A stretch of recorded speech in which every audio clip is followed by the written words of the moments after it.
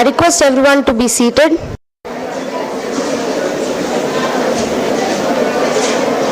Shall we start now?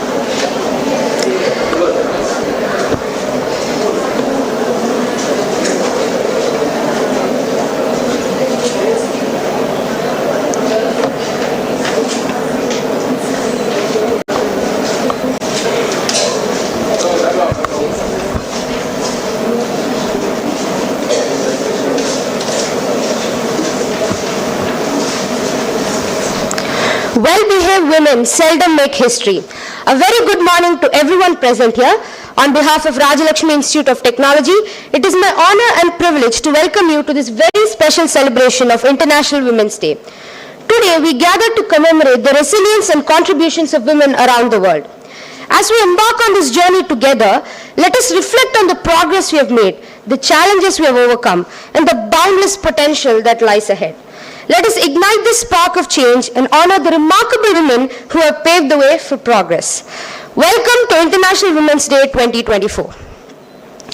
In moments of gathering, invocation is not just a tradition, it's a powerful reminder of our collective purpose and the source of our strength. So I request everyone to rise for the prayer song.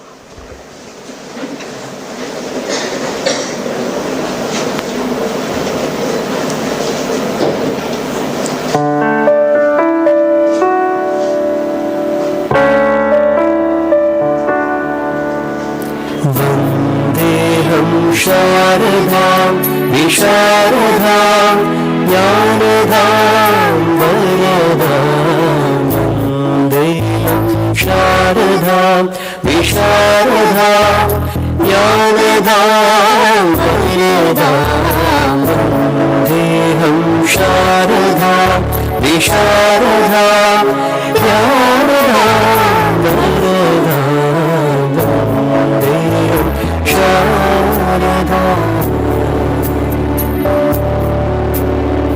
सुख स्वच्छ स्वरूपिणी स्वच्छ हृदय निवासिनी सुख स्वच्छ स्वरूपिणी स्वच्छ हृदय निवासिनी स्वप्रकाश रूपिणी स्वप्रकाश रूपिणी स्वप्रकाश रूपिणी वन्देऽहं शारदां विशारदां ज्ञानदां वरदां वन्देऽहं शारदां विशारदां ज्ञानदां वरदां वन्देऽहं शारदां.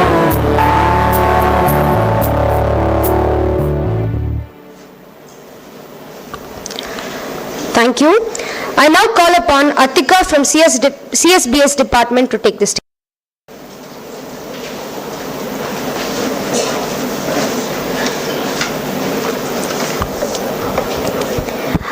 First of all, I would want to wish everyone a very happy Women's Day.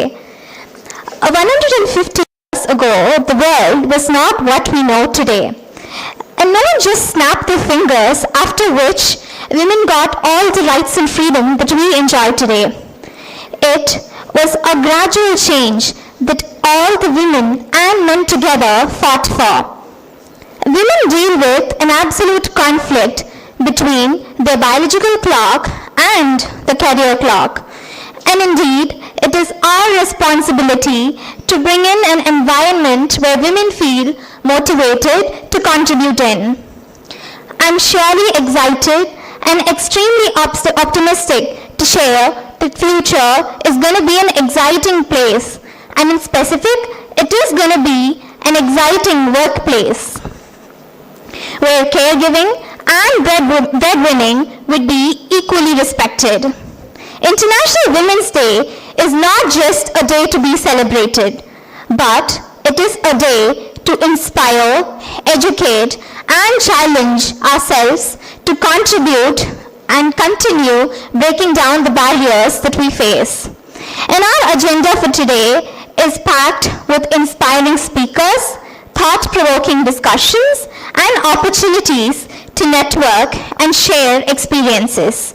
I encourage each one of you to actively participate and engage in the meaningful conversations. And now, I invite the principal of Rajalakshmi Institute of Technology, Dr. N. Balaji, to welcome the gathering.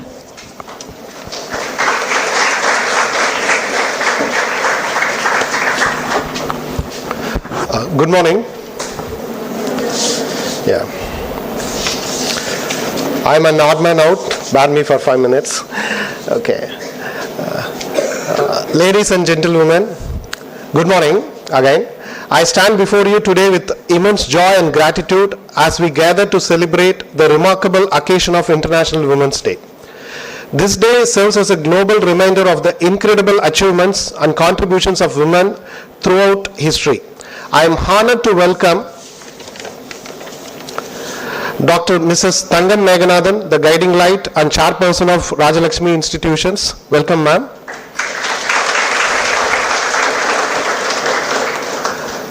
Ms. Akila Natarajan, managing trustee, the Human Life Foundations. Welcome, ma'am.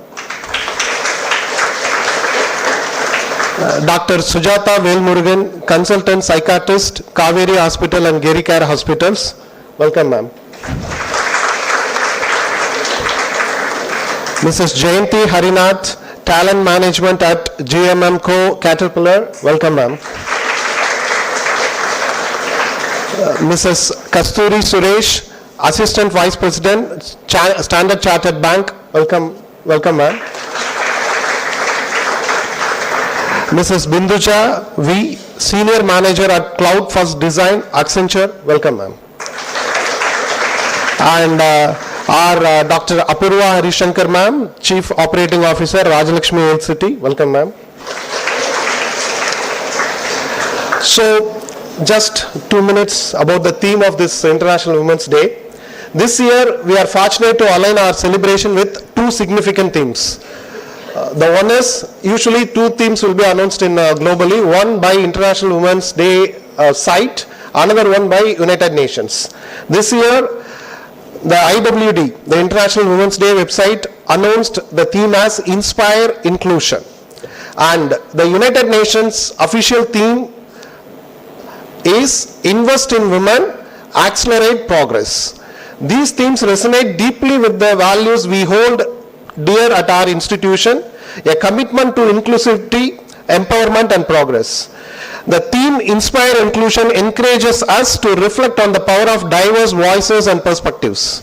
Inclusion goes beyond mere tolerance. It is about creating an environment where everyone feels valued and heard. As educators, it is our responsibility to inspire inclusion in every facet of our college life, fostering an atmosphere where every woman, regardless of background or identity, can thrive. On the other hand, the UN theme, Invest in Women, Accelerate Progress, calls for a collective effort to support and empower women. Investing in women is not just a financial commitment, it's an investment in the future of our society. When we invest in women, we accelerate progress in education, health, economic development, creating a ripple effect that benefits communities and nations at large. Now I'll share some fascinating statistics. With respect to education, according to UNESCO, every additional year of education for women correlates with 10% increase in earnings, showcasing the transformative power of education in empowering women economically. Leadership. While progress has been made, still women are underrepresented in leadership roles. A statistic says only 9.4% of Fortune 500 CEOs are women. We must continue to break the barriers and create opportunities for women to lead in various sectors. With respect to entrepreneurship, studies show that women-led businesses tend to outperform their counterparts. Nearly 1 in every 3 entrepreneurs running established businesses are women. For startup activity across globe, there are approximately 0.8 women for every one man. Solopreneurs. women are more likely than men to be solopreneurs. Solopreneurs are the one who are the individual owners, or we call it as colloquially as a one-person company. The only one will be running the business. The women ratio is 1.47 women solopreneurs for every one man. Health and well-being. Investing in women's health is a key driver of societal well-being. Access to health care, especially maternal care, a fundamental right that requires our continued advocacy and support. The SDG, you may be aware of Sustainability Development Goals. There are 17 goals declared by United Nations. The SDG 5 focuses on achieve gender equality and empower all women and girls by 2030. I mean, another stat says, the stat given by World Economic Forum, it will take another 131 years to reach gender parity, and it's all in our hands to close this or reduce this 131 years. In conclusion, let us use this International Women's Day as a catalyst for change. As a college community, we can inspire inclusion and accelerate progress by fostering an environment where every woman can realize her full potential. Let us commit ourselves to investing in women, not only today but every day, recognizing that their empowerment is the key to more just, equal and prosperous future. Thank you, and let the celebration begin.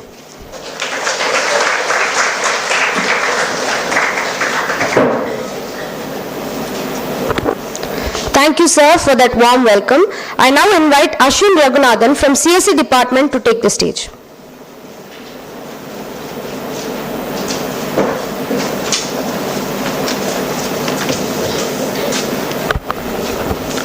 Leadership is not about gender, it's about making a difference. Ladies and gentlemen, with great pleasure, I welcome our chairperson, Dr. Mrs. Thangam Meghanathan, a visionary Indian businesswoman, educationalist, philanthropist, co-founder and a chairperson of Rajalakshmi Institutions, making significant contribution to education and empowerment. Let's extend a warm welcome to Dr. Mrs. Thangam Meghanathan for her outstanding achievements. Dr. Mrs. Thangam Meghanathan, a beacon of inspiration, reminds us that empowered women empower women. I request ma'am to deliver presidential address.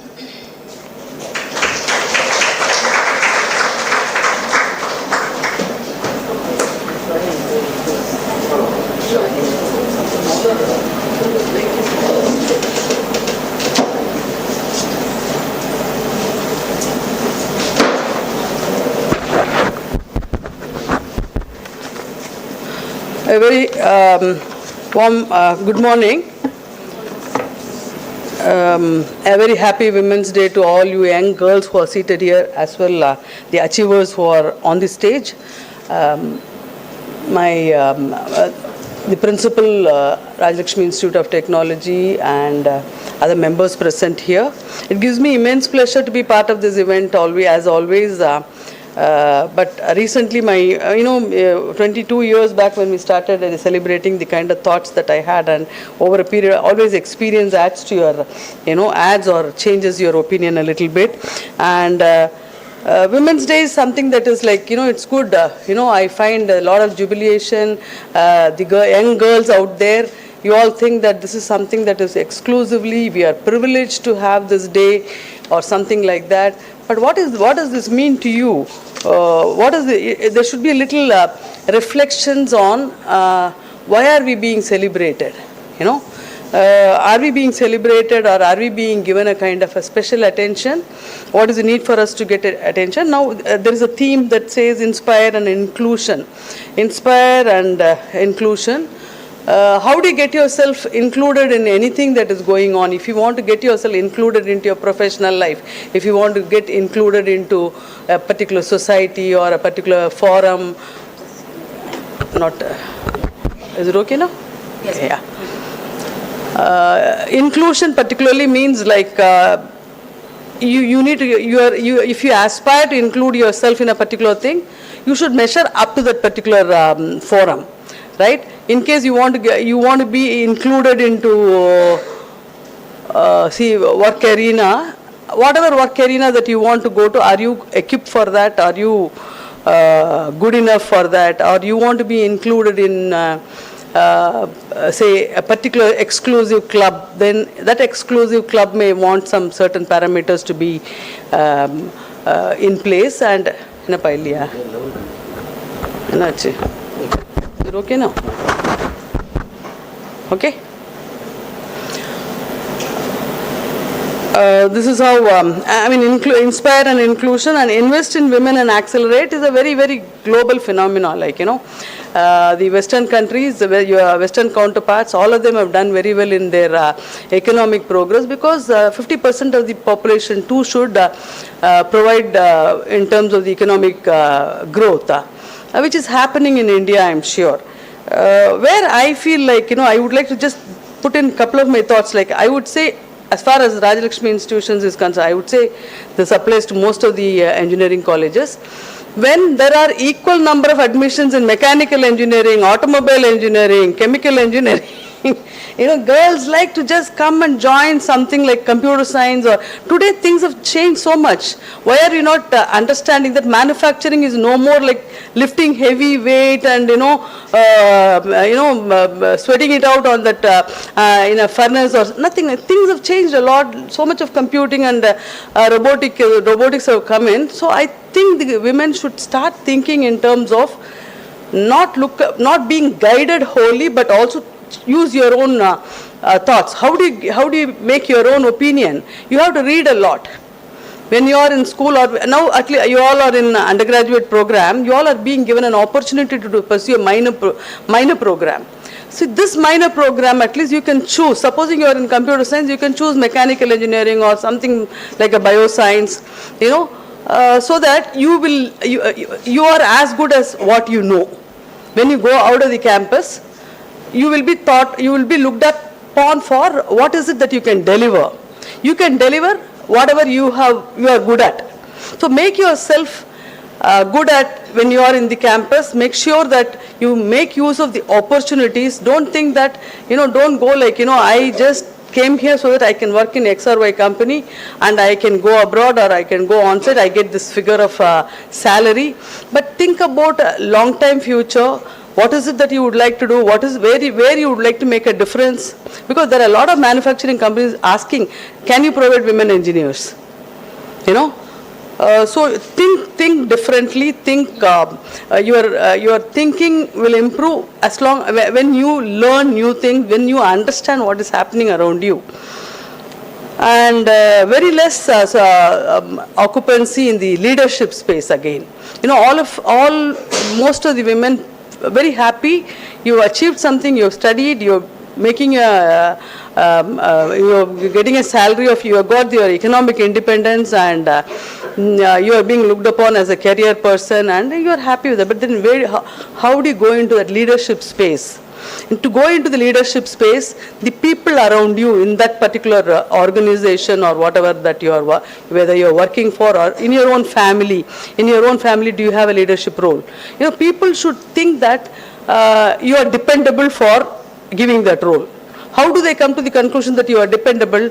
You got to have that skill set. You should have demonstrated the skill set. You should have demonstrated that emotional kind of that need for holding on to the right perspectives and not get driven by emotions. So that emotional balance, these are the things that they look for in leadership roles. So that way I think at least sometime in future they should bring in the theme as a woman as a leader. Even in West you see, in fact India has had lot more opportunities for women, lot more independence and facilities, but somewhere in the middle maybe there was a under suppression where women were put on the back burner. Otherwise, women had a lot of freedom and women are given a lot more respect in our society. And we've had at a very early time a Prime Minister leading the country, a woman Prime Minister leading the country. And we do trust very much on women in this country, but unlike West, in fact, I would say. When you people think that women's liberation, women's equality is all coming from West, please don't get misguided. Actually, women's equality and everything is here, and it was denied for a very short while, but it is back again. Women are getting educated, women are given equal opportunities, but sometimes don't let your family overprotect you. Make sure that you are not given overprotection. Sometimes girl children are given extra protection thinking that no, she is going to get married and go away to another family. So let me take. So when she goes to that other family, she has to be a very capable person. For that, you should make sure that you are not given unnecessary privileges. Take privileges that you deserve or you need. Deny privileges that you do not need or you don't that may stunt your growth. So with these words, I'm sure the women who are here, very well accomplished women who are here to share their thoughts with you. With these words, all that I would say is think and think. That's all. Thank you.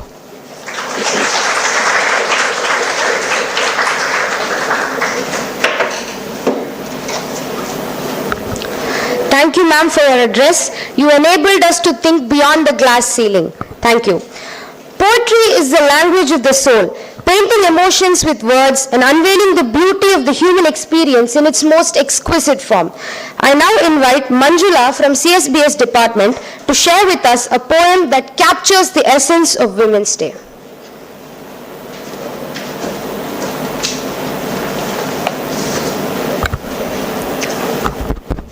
மங்கையராய் பிறப்பதற்கே நல்ல மாதவம் செய்திட வேண்டுமம்மா என்று பெண்மையை போற்றிய கவிமணி தேசிக விநாயகம் பிள்ளை அவர்களின் வார்த்தைகளுக்கு இணங்க அனைவருக்கும் என்னுடைய மனமார்ந்த மகளிர் தின நல்வாழ்த்துக்கள். பெண்ணே, உன்னை நீயே செதுக்கிக்கொள், உளிக்கொண்டல்ல வழிக்கொண்டு, பழி சொல்லும் உலகமடி வழி கேட்டு நில்லாதே, எழுந்து நில், துணிந்து செல். பரந்த இவ்வுலகில் உனக்கான கதவுகள் எங்கோ திறந்திருக்கும். கருவில் என்னை சுமந்து வலிகள் பல கடந்து என்னை ஈன்ற தாயே, உன் மடியில் தலை வைத்து உறங்கும் போதினிலே என் மனவலிக்கு மறந்திட்டு என்னை தேற்றும் தாயே, உன் மடி தூக்கம் கலைந்து விழிக்கும் போதினிலே கண்டேன் என் துயரங்கள் துளைந்து புதிதாய் பிறந்தேன் என்று. என் ஜீவன் பிரியும் முன்னே உன்னை என் மடியில் வைத்து தாளாட்ட வேண்டும். எப்படி எழுத, எதை கொண்டு உணர்த்த, வானத்தை தாளாக்கி சமுத்திரத்தை மையாக்கி உலகின் வாழ்வை மொத்தமாக எழுதி கொடுத்தாலும் நிறையுமா?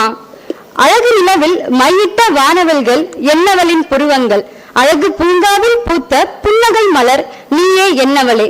அனைவருக்கும் எனது மனமார்ந்த மகளிர் தின நல்வாழ்த்துக்கள். நன்றி.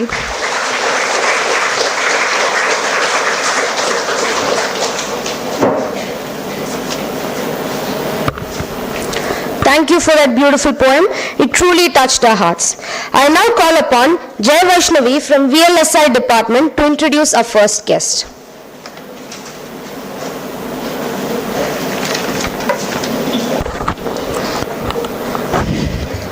A grateful morning. Think like a queen. A queen is not afraid to fail. Failure is another stepping stone to greatness. With this fearful crow, let the Women's Day celebration begin with all wondrous women seated here. On this special daylight hours, the most alluring thing a woman can have is confidence. And that's why this special day starts with a rising star and a self-made woman. It's my privilege to introduce Ms. Akila Natarajan, is currently leading the Humane Life Foundation, a non-profit organization based in Chennai, India. Previously, she served in the RIT industry for over 15 years in various roles. She started as a developer in the business process management space in 2005 and later co-founded Velan Technology Solutions, a global hyper-automation service company in the year 2010.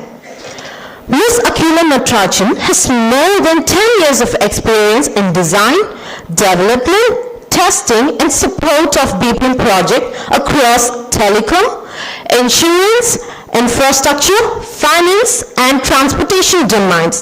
Thank you, ma'am, for finding time amid your busy schedule.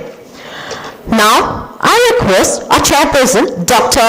Ms. Thangam Vijayanadan, to honor our chief guest, Mrs. Akila Natarajan, with Women Achiever Award.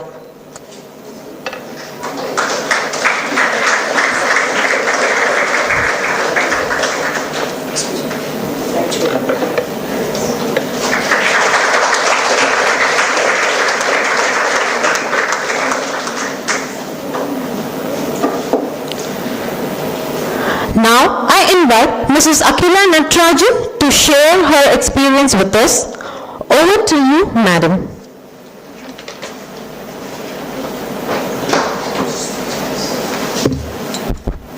Am I audible? Audible, good? Yes. Okay. All right. A very, very happy morning to everyone present here. So happy to be amongst college students once again. It's almost 5 years since I've actually been to a college, and at one point in time I used to be at engineering colleges literally every placement season, and I used to meet so many young minds that it actually takes me back 5 years. So thank you for this opportunity, madam, and thank you for this opportunity, Apurva. A happy Women's Day to the women present here, and to the few boys who are actually in this crowd. A lot of notes for you to make as you begin to hear about the journeys from the different women here, because it's not just the women who have to make the difference, it's the men who have to make the difference too, to contribute towards the inclusivity of women in the various spaces.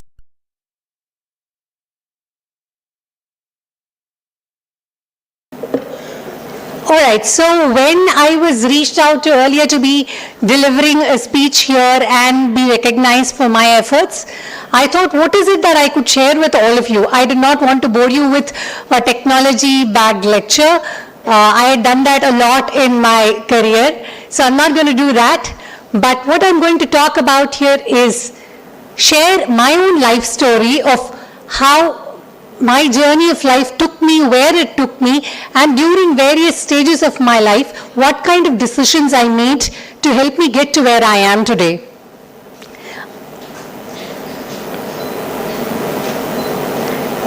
Mrs. Thangam had said that, we have to take those advices, take those inputs that help us grow and leave the ones that actually pull us down. So this pampering, right, that is not good for us actually. And I am glad I grew up in a family where pampering was not part of the ecosystem at all. I was always pushed to think beyond, never actually raised as a girl for that, for a simple fact. I have a sibling, I grew up with a younger brother. At no point in time was I made to feel different from my brother, so I'm very thankful to my parents for that. This was like, I'm 40 years old today, so you can think this was 1980s and 1990s. And even then my parents had that liberal thinking to raise me differently. They did never tell me that, oh, you have to grow up to get married, settle down with a good family and take care of the family. That advice was never given to me. That's probably the reason why I think the way I think today. So I'm grateful to them actually for what all they gave me at that point in time. I'll pick the theme. So first I thought, okay, let's pick a theme of what we talk about. What is it that will resonate with all of you here? So my story in a simple theme would be like this. Go with the flow, take risks, accept the outcomes, and embrace the experiences that come your way. Starting with the first significant major risk that I took in my life, I'd go back to probably the age that you are all in today. Back in 2001 when I joined an engineering college. So my upbringing has all been urban. I've been raised in Delhi and in Chennai. Gone to a central government school. So I come from a humble middle class background. I went to a government school. I studied in the government engineering college. At no point in time was I in a space which is very money driven, right? It was all value driven. And when that time came to join in an engineering college, by the way, I was a good academic student.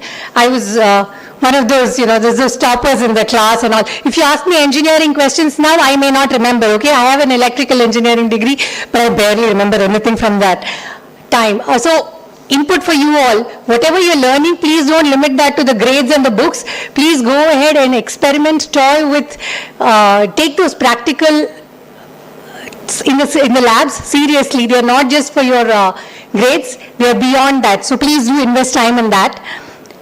So back in the time when I had joined college, so to today it is different. The way engineering admissions happen is slightly different from back then. So we had what is called the single window engineering counseling. We had an engineering entrance exam to write. It was not just the high school marks that will get you an engineering seat. So I got good marks in both my engineering entrance exams as well as my high school marks. So I was in this single window counseling, what was that called? I don't know why it was called single window, but probably because it was a single entry into the engineering colleges, that's why it was called so. So I go in, my mother thinks that it's only me and my dad who have gone in. My mother thinks that I'll pick an engineering college because I've got good grades, right? So she thinks I'll pick an engineering college, which will be in Chennai city, a good one, be at home, happily eat her food and go back to college and come. But I'm slightly a rebel. So I go there, though I get engineering colleges in Chennai, good ones, with good departments, I decided no, I'm going to do something different. So I took up an engineering college admission in this college called Alagappa College of Engineering and Technology in Karaikudi. Nobody from my family has ever visited Karaikudi. None of us have any background, any relatives, nothing to do with Karaikudi. Even probably my family members may not know how far it is from Chennai. It was that kind of a situation. But something told me, why not take that step? Why not think something different? I have only seen the urban world. I want to see people beyond an urban setup. So that was a risk I took. I decided I'm going to pluck myself out of an urban setting and put myself into a small town and experience the life there and the people who come to study in those colleges. Of course, it was a government college, right? So it was one of those top 10 colleges. So I knew that at no point was I going to compromise on the education. The lifestyle was going to be different. So that was a risk I was taking at that point in time. Went into the college, day one, like this, we were all gathered for our induction orientation session. The session begins in Tamil, and that threw me off completely. I had not studied Tamil in college, in school. I did not know how to write Tamil. I could barely read Tamil, but I can speak Tamil. I come from a Tamil family only, but my school did not have Tamil, so it was new to me. And there were people addressing in Tamil and I was like, where did I land myself in? Am I going to be able to handle? Because that overwhelming feeling as an 18-year-old hits you. But then I decided, wait, there are so many other people who have come here who probably are also from city and have probably been through similar situations. We'll figure a way out. And that day when I gained that confidence, after that I never looked back. I never got that feeling again because I had accepted what was going to come forward. I had accepted the fact that yes, this is a new setting. And the thing that I did then was, I said I am not going to recreate Chennai in Karaikudi. I am not going to bring my family situation to Karaikudi. I am not going to strut around talking in English to everyone and showing everybody that, hey, I speak good English. You all come from Tamil medium schools. You cannot speak as good English as me. No, I didn't do that. Instead, I became a part of that environment and said, I have so much to learn from here. There is humility to learn. There are different life experiences that each one has. They did not have access to learn as much as I did being a city person. So I said, I'm going to work doubly hard and make sure that whatever I got in my early stages, I'm going to do justice to it. So that part of my college life molded me as a person with a lot more humility for what was to come in the future. So I'm very grateful to college. So now as you are in your college life, please embrace all the experiences. Some of you might be from the city, some of you might have come from smaller towns, some of you might have come from rural villages as well. That's okay. Now don't try to recreate your environment here. Be observant, see what's happening around you. Meet people who are not the same as you. Meet people who are different from you, because only then you can grow as a person.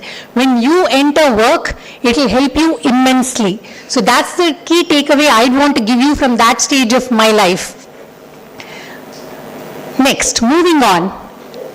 So what is one's dream? What do you all want to do after you graduate from the college? I'm sure many of you are dreaming for this amazing job, right? Or you are dreaming for higher studies. These are typically the two spaces you want to go in. And if you are not fitting in any of these and are thinking of still figuring out, time for you to put on the thinking cap, please take your life seriously. I see a lot of youngsters today not being sure of what they want to do. There is two groups as well. One group is super sure. And then there is one group that is confused. And why are you confused? You're confused because you're constantly being bombarded by all sorts of information on social media about what one should be, what one should not be, and you're constantly being influenced by people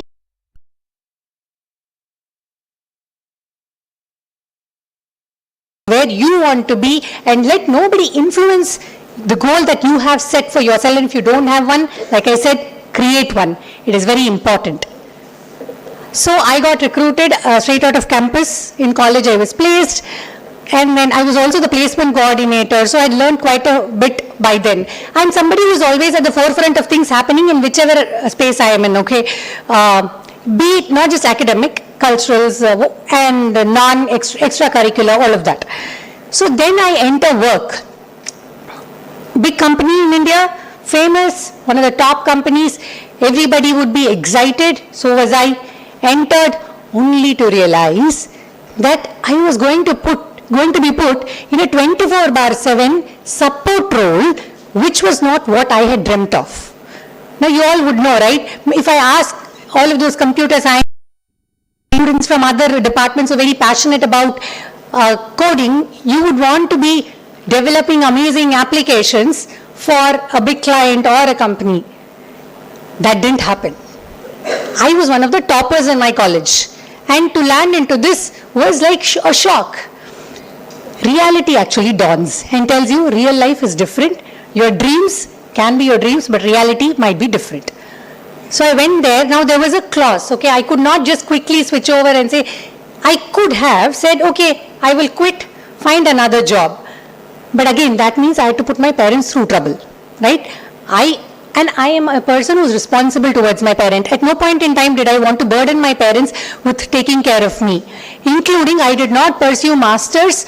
As much as I wanted to, I didn't pursue masters, because if I had pursued masters in the US, my dad would have to spend a lot of money, and coming from, he's a retired bank officer, coming from that background, it would not have been easy for him. I'd already had that conversation, so we were not going down that route. So I was in this role in the company. They tell me you have to do 24/7, come for shifts, day shifts, night shifts, all of that happens. Now I could have decided that, okay, fine, so be, I'm getting the same money, salary is not different, the job is different, let me do it. I did it because there was a clause that for 18 months I could not ask for a change. Simple rules of employment. Any organization will have its own sets of rules of employment. Mark my words, the company was excellent, treatment was excellent, none of that was a problem. It was just that my preferences did not align with what was being offered to me, that's all. And then during those 18 months, I said, let's take a risk. I am going to prepare myself for what I actually want to be. So I used those 18 months wisely, did well in the jobs that were given to me. But also on the side, I started preparing myself for like certifications, learning new languages, doing all of that. Did all that grind work, and bang on 18 months later, I applied for an internal role change. I didn't go to another company because I said, let's try here itself first. After all, this company has paid me for the 18 months, and let me be respectful to the organization that hired me in the first place. So it is not like I can't throw away an offer that was given to me. That means I'm denying somebody else a role. So I didn't do that. So I applied internally, got through. Thankfully, there was this manager, they interviewed me, they found out that I knew what I was talking about, and then they gave me the opportunity. And you wouldn't believe the way in which opportunities actually come about. That it was just destiny written, because I had no idea what BPM meant. BPM is Business Process Management. For all of you who want to get into IT and even the non-IT, please go Google about it. There'll be plenty. BPM just means like for your school, for your college, there are processes about how a college has to function. So that is business process management. This is the process. How we function is what is business process management. So that's a very simple thread, okay? I'm not going into detail. So I got into this. It was very, very new at that point in time. This was 2007, yeah. I had no idea. I said, another risk, let's take it. Let's figure out, it's okay. I go in, but the thing that he told me was, the role I'd be given is again of a fresher. I was going back 18 months, but I was okay with that. Because I knew that in the long term, these 18 months actually do not matter. The title, the role did not, the title or the senior, my own colleagues who had joined along with me had moved on to what is called the senior engineer tag, right? And I was not going to get that, and I was happy with that. I took that risk, went in. Little did I realize that that was going to be the start for my entrepreneurial journey 5 years later. So at any stage in time, whatever situation comes, remember that first of all, there is one Almighty planning it out all for you. Okay? We are all just walking that path. But He's throwing hurdles at you in the path. He is not telling you, hey, I've beautifully laid out this red carpet for you to walk. No, He's throwing the thorns in between, He's throwing roses in between. It's for you to decide how you want to take it forward. So what I did, I said okay to that. You used all the experience that I got there and said, wonderful. Let's make best use of all the technical learnings that I'm getting, all the business exposure I'm getting, got all of that. And after that, what I did was, even got the opportunity to go to US, worked there for a year, came back as part of again the same organization. I'm not changed organization, bear with you. I didn't jump. One thing people do today is a lot of jumps. 2 years in, next jump. 3 years, next jump. Please don't do that.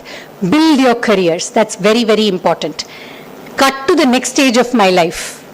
2010. Okay, now I was 26 years old. What would all parents want for their daughter at 20? Now finally my parents are becoming normal parents. They are saying time for my daughter to probably get married. Again, they are not forcing anything on me. See, 26 years old and still my parents have not gotten into a panic state. They said, you probably should get married. I said, okay, I'm ready for it. I'll get married. Because I had some clauses. I said, I will work, I'll go to the US, I'll live by myself, come back only, then get married. I did all of that, so now I was ready. Mine is an arranged marriage. But it seems like a love marriage to many. And that's because my husband and I started our business together. We are from the same technology background. We grew up in the same area too. So for people to actually understand this is not a love marriage is actually strange. But it is arranged. We both were like horoscope matching was done, all of that was done. I'll use the Tamil word, Ponnu Paakkurathu is what we call in Tamil, right? So my husband and his family, they came to my house. What happens in a Ponnu Paakkurathu? Typically you will try to understand no other person. We were both having a business meeting right then and there. And that's when we realized that this is special. And we hit it. He was the first guy I was meeting. I had refused all my previous alliances. I had spoken, chatted, not met anybody in person. But why I had refused? Because I am somebody who will not give up career for anything under the world. I said, I am not going to fly off to the US, settle down as a homemaker. That is not me. With all due respect to homemakers, I was not cut out for that. I was not ready for that at that point in time in my life. So I said, I will wait. I waited. Waiting gives you fruitful results. Very, very, very sweet fruits. I was 27 when I got married. Many people will panic. No, 27 I got married. We started the company. We both had already discussed. When in the first week of our meeting itself, we had discussed. I was taking 3 risks. I was going to marry a man who says, I will be starting a brand new company. Would you like to join me? Okay. I said yes to that. Next risk. He is telling me that he'll be quitting his job, very well paid job in the US. Okay. I am saying okay to that. My parents are also saying okay to that. Then the next risk I am taking is leaving my well paid job. So basically we are leaving everything that is comfortable in our life to take on this next jump because we believed in that jump. So next stage of our life started. We ran the company successfully for 10 plus years. I am very grateful to all the wonderful people who had become part of Vuram because they made Vuram what it is. Vuram has been continuously recognized as a great place to work for over 6 years now, if I believe it correctly. It is one of the best workplaces in India to work for its culture. We built the organization for culture. And why did we start the business? We started it because we wanted to give back to the society. we do not want to make money. My husband and I are very simple people, okay? We still live in a 2 BHK house. We don't have fancy cars. We don't have a fancy jet-setting life. We have a very simple upbringing and we continue to follow that. I'm not saying that, leading the other lifestyle is wrong. I'm just saying who we are. And we want to continue to be that irrespective of what life has given us. The values we do not want to change. So we built the company also with those value systems. So women inclusion we were talking about, right? I am very proud to tell you that at Puram, women outnumber men. And they always have. And it was a 50% partnership with my husband and I running it at the helm. So we had, I was the women leader from day one, right? And even the starting 3 employees, 2 were women, 1 was a man. Okay? So when people talk about inclusion, I am actually surprised because I have always been included. Maybe because I never let anybody decide that for me. This is I'm talking about last 20 years, I never let anybody decide and tell me that you are not included. I am creating that path for myself. So can you. So can each one of you. There is immense potential in us. I saw your tagline saying believing in possibilities and I loved it. There are so many possibilities out there. Believe in yourself. Women, men, everybody, believe in yourself. And for men, believe the women in your life. They are not there just to take care of you. That is not what they were born for. They were born for greater things in life. So please give them that space to grow. It is your duty and responsibility as citizens of this country. It's very, very important, citizens of the world. Please do that. And for all of you girls, go and tell the men in your family, whether it's your brothers, your father, anybody, friends, please go tell them this, that. We need that, otherwise we can't be. Otherwise only this fake feminism will survive. Only woke conversations, fake feminism, all of that will only spread. We don't want that to spread. We need genuine thoughts to spread. All right. So we do work, right? So I worked, I did all of that. Now, cut to a few years later, now I am 36 years old, and during my work course, as was given as an introduction in my brief, I played many roles. Technology, business development, a little bit of sales, hiring, lot of interviewing, meeting young minds. Like I said, I'm very passionate, lot of training. So a few years ago, if anybody of you had joined, I would be the first person you would be meeting, because I'd be doing your induction and training and all of that. Something I was passionate about as much as I was passionate about solving customer problems through technology. Now, 2017, I guess, is when I start thinking a little more. Do I have time, ma'am? Are we running short? Okay, yeah, I'm going to wrap this up in 2 minutes. So now what I say, all right, I am biological clock we talked about, right? So there is a biological clock ticking. I'm about 34 years old, and people around me have already had 1 children, 2 children. Their children are probably studying in KG, primary, all of that. My life has not moved on to that stage, and I'm not having regrets. Remember that, I never regretted anything in life. So what I did is I said, let me think. 10 years from now, is this what I want to be doing? Do I want to continue to be aggressive as an entrepreneur, or do I actually also want to embrace motherhood? Asked that question myself. My husband and I had discussion, and then we agreed that I actually wanted to embrace motherhood. I wanted to give it what it needed. And then 2019, my son was born. Of course, taking that meant that I used to travel a lot as part of my previous experience, cut down on all that travel because I could not. I had to be with my son. My son was born in 2019. He was 2 months old. My mother was diagnosed with cancer. Here I was taking care of an infant and also having to deal with the fact that my mother, my major support system, who was going to help me, was not going to be there to support me because of cancer. Overcame that. Had a good, my dad is amazing. My dad, in fact, he should be talking here about women empowerment. My dad is the one who is responsible for my thoughts. He's way ahead. He still cooks. He helps my mom in cooking in the kitchen. So you can think about the background I come from. Then afterwards, COVID happened, and you all know what happened. I could never return to work because I had to take care of a newborn. My son, there was no daycares. My family had its own situations to handle. So I had to be at home taking care of my child. My life did a 360. Complete 360. It throws you off completely. You go through a lot of mental issues because you start questioning, what have I put myself into? I have become a stay-at-home mother. From an entrepreneur, from a jet-setting entrepreneur, I have become this. But it was very hard. I was constantly fighting with myself in my head. But then afterwards what I did, figured that if I do this, I am going to go into troubled state, not just for myself, but for my entire family. So I started embracing and enjoying motherhood. I said, my next project is to make my son the most ideal child. Okay, ideal workplace created, now let's do an ideal child. And worked on that, my project. Thankfully, it's been a success. My son is 4 years old.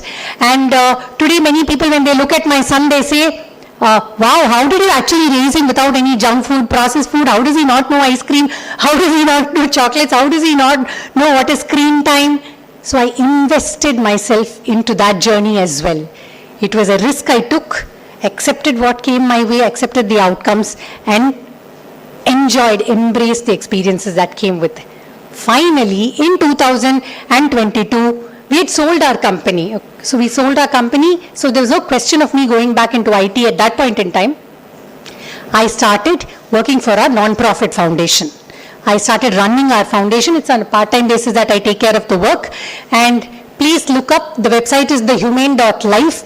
We work with a lot of charity homes. It's a platform where homes and donors get connected. We allow donors to come in and help out charitable homes, not by donating money alone, but by knowing where that money is going to. So we're solving that problem. I'll probably talk to you all another day in another opportunity in more detail about that, but in the interest of time, I'll cut that part of the speech down.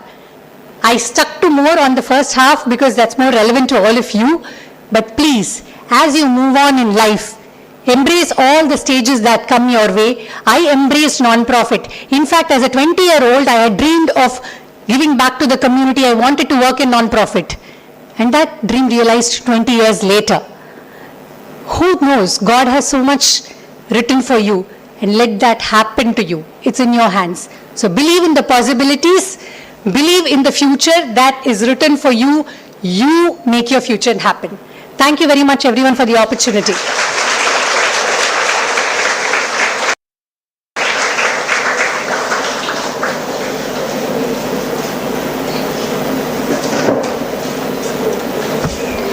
Thank you so much, ma'am. I'm sure our students found great inspiration in your words of going low, taking risks and accepting outcomes with grace. Thank you, ma'am.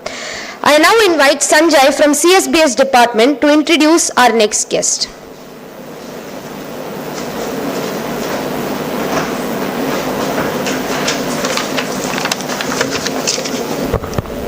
It's an incredible honor to introduce our next speaker for Women's Day, Dr. Sujata Velmurugan. Ma'am is a renowned psychiatrist based in Chennai, practicing at Kaveri Hospital, Alvarpet. With a decade of dedicated service in the field of psychiatry, Ma'am has honed her skill and knowledge to exceptional levels. She holds a degree in MBBS and specializes in various psychiatric treatments including electroconvulsive therapy, demonstrating her commitment to providing comprehensive care to her patients. Dr. Sujata Velmurugan's dedication to mental health advocacy and patient well-being makes her a true inspiration for all of us on this special occasion of Women's Day. I request our Chairperson Madam and Apurva Madam to honor our guest of honor with Women's Achiever Award for being a change maker in the field of mental health.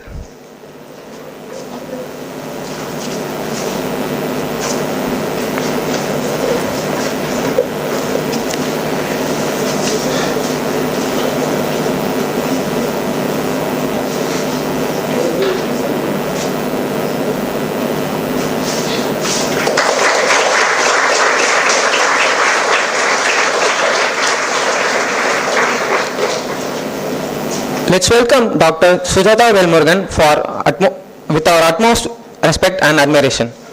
Over to you, ma'am.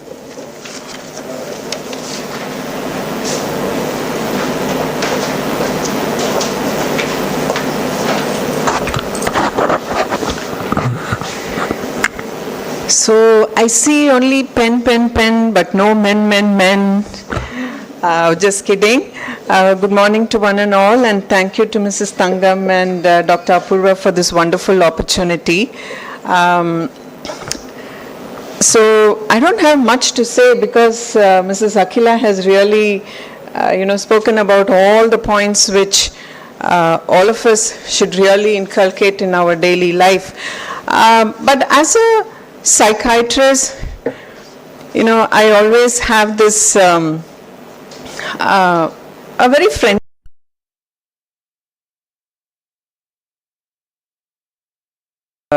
lot of importance should be given only for mental health rather than physical health. And they would say, oh, if the heart doesn't exist, the life doesn't exist. And I say, if the mind doesn't exist and doesn't function well, then where is the, mind to even take care of the heart, right? So as Plato said, a part is not well unless the whole is well. When we ask someone, எப்படி இருக்கீங்க நல்லா இருக்கீங்களா means they only think about the physical aspect, right? Not all of us think about even the mental health aspect. So I think that all of us should make it a point to focus on the mental health as well. And in fact, I'm trying my level best to even include in the master health checkup even the mental health aspect as well, because I don't think any hospital has even that part in the master health checkup. So in today's life, the word stress has become so common that even my now 6-year-old comes and says, Mom, I'm so frustrated and stressed out. And when I ask her, what do you mean by stressed out? What do you mean by frustrated? She explains in a very age-appropriate way. Well, that's the kind of generation now we have to deal with. And how many of you here think that stress is essential in our daily life?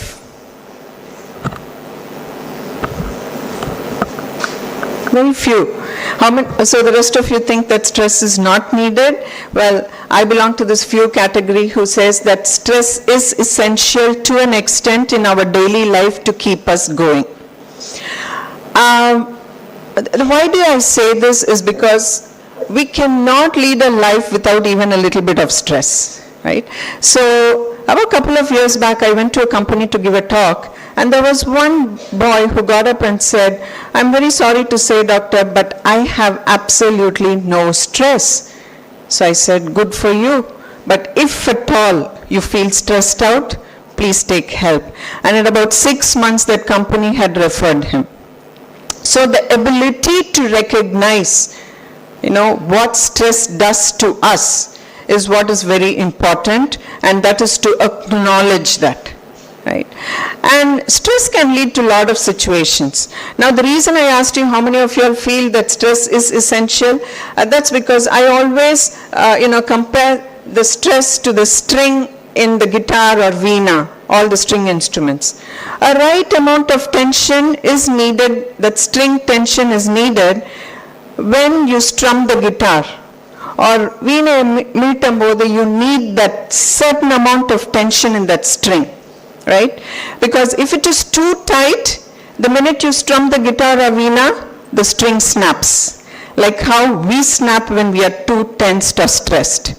And if there is not much of tension, when the string is too loose, எவ்வளவுதான் நீங்க வீணை மீட்டினாலும் அதுல ஒரு நல்ல அழகான music வராது. So a right amount of tension or stress is essential in order to keep us going and in order to move forward. And all of us have goals and aspirations, right? And stress is inevitable.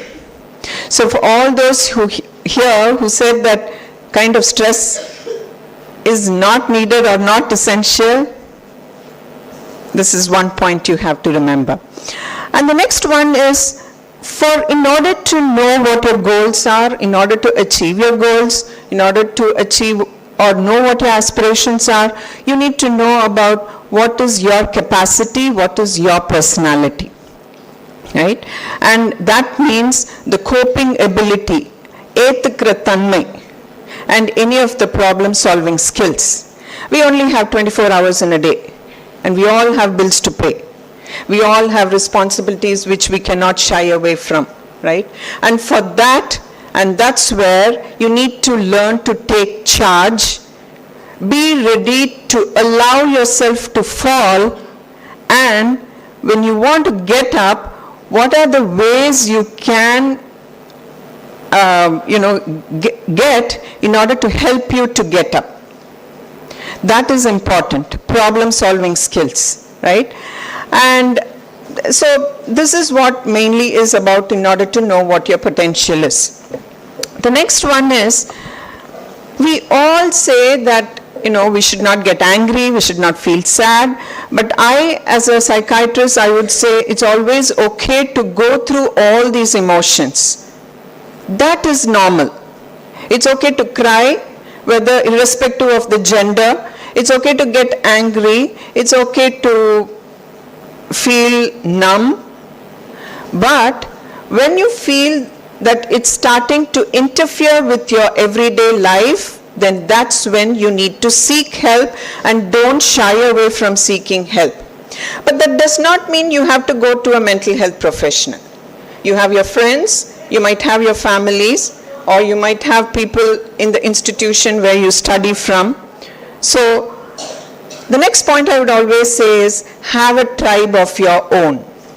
Let that tribe be girls or boys, irrespective of who the gender is. Have a tribe around you where you can talk to them. In fact, some 4-5 years back, United Nations had kept the topic as depression, let's talk. So let's talk about it. Always question yourself, persuade yourself to know more about what your coping mechanism is. And if you have the ability to take care of yourself by approaching others, so be it. If not, kindly go to a mental health professional. That can be a psychologist or a psychiatrist. Gone are the days where it was considered a stigma to even enter a mental health professional's room. But now people just walk in. Yes, definitely it's come a long way compared to what when I was practicing way back in the early 90s. Now don't count my age, okay? So another point I would like to really say is, back when I was working in California, I had the opportunity to work among, I was given the task of taking care of the mental health program of the high school students, especially in the California Bay Area, where it was a highly stressed environment. And we saw that the suicide rates were too high. And so I was in charge of a county there to kind of go and help these students. And that's when I had the opportunity to meet one Mr. Kevin Hines, who is now a mental health activist in United States. And so a little take-home message. So he goes through severe depression. He has his own psychiatrist, he has his own psychologist, wonderful family who can detect when he is in a severe depression state. During one of his low depressed phase, he said that he wanted to take his life away. And so he took a bus to go to a very iconic place in San Francisco called Golden Gate Bridge. Like Nama Kodaikanal, there is the suicide point. There was a time when it was very famous for the wrong reasons. So Golden Gate Bridge is one place where in the Bay Area, if people want to take their life, it was either the railway track or the Golden Gate Bridge, where they fall into the icy water.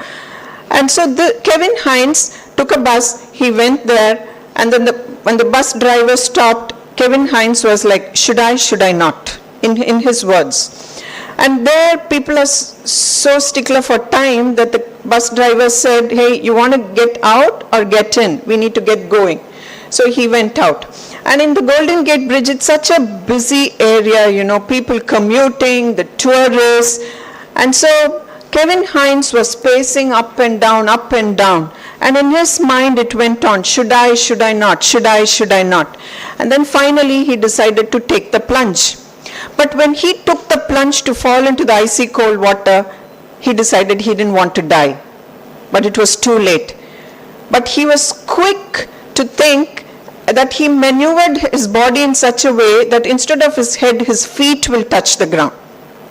And so when he fell into the water, after a while, in few seconds, he said that he felt that he was being pushed up the water. And then all the people who patrol around there in the boat, the policemen, they saw something going up, and then they realized it was someone who tried to take his life away, and then he underwent a lot of surgeries in his legs and hands. And so he comes out and he says, I would not have done this if only someone out there had tapped my shoulder and said, hey, are you okay? No, everyone was busy commuting from one side of the bridge to the other side. Everyone was busy looking at this lovely iconic bridge. None of them even bothered to know that there was this guy who was so distressed pacing up and down. So what he says is that, don't just think about taking care of yourself, think about taking care of even the people who's right next to you, whether it is at your workplace, whether it is here at your college, or whether it is at home. You know the person around you. If you feel that that person is not in the right frame of mind, or even their expression, you can just go up to them and say, hey, are you okay? Is everything okay? Right? And that is enough for them to blurt out. Now what we do is not rocket science. Some stranger comes and sits in front of us. Immediately we're not going to shoot out questions. We are going to make them feel comfortable. And this is one question where you can ask, is everything all right? And that's enough to open and pour out all your issues and sorrows. And we as women, what do? We always place others first and then we come last, right? And we take the multiple roles, ella avatars eduthukom. But on the avatar, I, me, it always comes last. Well, even I have done that, and I still do that sometimes. But I think every day is a learning process. And every day, whatever decisions you make, it's the choice that you have made. This is something that you need to understand. And whatever points which I have just mentioned, yes, I have practiced that in my daily life, and I'm here at least having the mind and the physical health to talk to you because of all this. Blessed with, and also worked hard to get a wonderful tribe around me. And then coping ability, thinking that it's okay to fall, and then what do I do to get up? And then also getting in mind that change will always be there in our life. A little about me to talk about all this. I finished my psychiatry, started to practice, had a wonderful practice in Trichy, enjoying my single life, no strings attached. It was just my profession, friends, family, back in Trichy, small town in the 90s. And then decided to, get married. And then that was when I had to move to the United States. So I had to drop everything and started to embrace the change.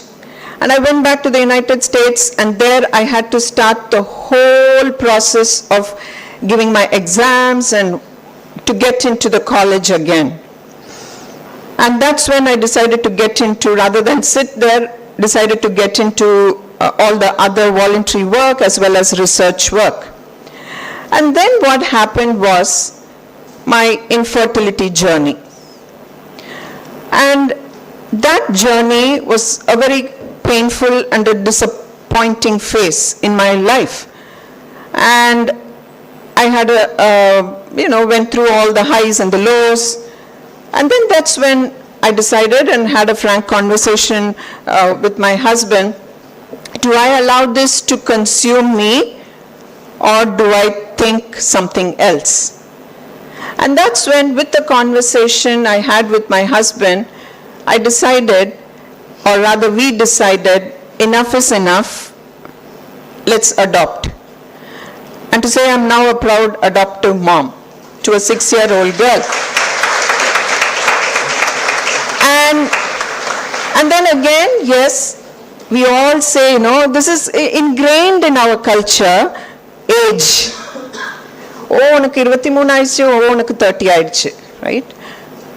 For me, again, I got married when I was 36, which was not considered normal. And then that's when over there I decided, yes. But then the process back in the United States was so rigorous, and they said it will take another 4-5 years, even if you want to do inter-country adoption. And I envisioned my life to be in the United States, to be a practitioner, and blah, blah, blah, because my entire family was there. And then we made a choice. Let's move back to India. Now, that's where the question of choice came. Whether was it motherhood, now that I had decided to adopt, and what about my profession? Here, I worked hard, slogged, gave all my USMLE exam, and it was right on time for me to appear for interviews, to get into the MD program there again. So it was the choice that I had to make. And my husband said, well, it's up to you. What is the choice that you want to make? I was very clear that motherhood was the choice. No regrets. Still, my professor still writes to me and asks, are you okay? Do you plan to come back and pursue? No. This is the choice I made. And then I moved back with nothing. No degree, for which I went to United States. I moved back in 2016 to Chennai. Knew nobody. Absolutely no one. It was a rigorous process for the adoption. Went through highs and lows. Some said it might take 4 years, and that really brought me down. And then I had to start my psychiatry journey again. And that's when I approached the hospitals. In 2016 I started. And my friend comes and says, hey, you know what, you need to wait for at least 1 year for you to establish a little bit. Till then, nee ee kaka otanu. So that's when I realized, okay, how do I invest my energy into something else till I establish here? And that's when my interest, the other interests in art and designing came in. So over the weekends, I used to go to interior villages looking for weavers. I wanted to get into designing, especially niche handcrafted ones. Started talking to the weavers, the weaver families, and that's how my another journey of designing art, making it a handcrafted sari brand came up. And this is not, I didn't want it to be just a namesake, time pass one. I started to bring about some purpose even into that. And that's when art with a purpose came in. And this one is an amalgamation of art and emotion.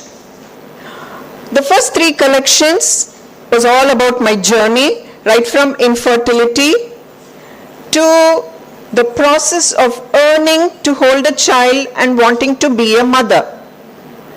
And I started to think about how do I bring about the motives in those designs, what my thoughts and emotions were. So the first one was Ira, the infertility journey. My second one was Amanya, that is wishes, my wish. And the third one was expectations, which was named Apeksha. And the fourth was Maya. That's my daughter's name when I held her in my hand. And if you see in my journey in those collections, the emotions was reflected in the colors of my sari designing as well. People started saying, the first one was very hazy and the dull grays. And the last one, Maya, was a very colorful one. It was not intentional, it just came out. So that's how I started to invest my energy into it. And then, when I first held my daughter, she's from Tiruchendur.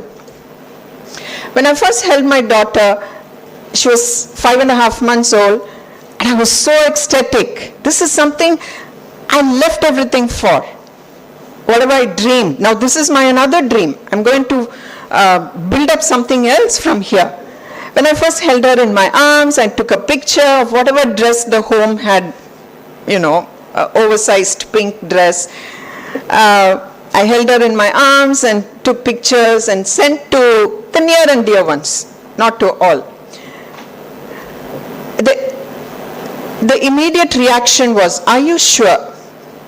And the reason was, my baby is dark complexion. And everyone said, I think you need, not everyone, few of them, I think you need to give her away. That's because she's dark. Are you ready to face the society we are in? Do you know what you're going to even get into when she becomes, or when she gets old? Are you even ready to answer the question she's going to ask you? But I was determined. She is my daughter now. Whether whoever was asking whether you accept it or not. Some went on to even asking, that's very derogatory way, she looks like unga driver oda paiyan, and that day again it struck me. How do I bring up another collection keeping this theme in mind? My mind is constantly working. In fact, some say even, do I have ADD, attention deficit? And that's when I came up with the Black Sari series. It was a campaign where I brought about the attitudes and the toxic societal perception through my story, my baby's journey, into my art. And so the reason I'm coming, and now she very well knows she's adopted. She very well knows that she has 2 sets of parents, 2 sets of families. She very well knows about her complexion. She very well knows what people are going to talk about her complexion in an age appropriate way. She always says that I'm the heart mother and her tummy mummy is elsewhere.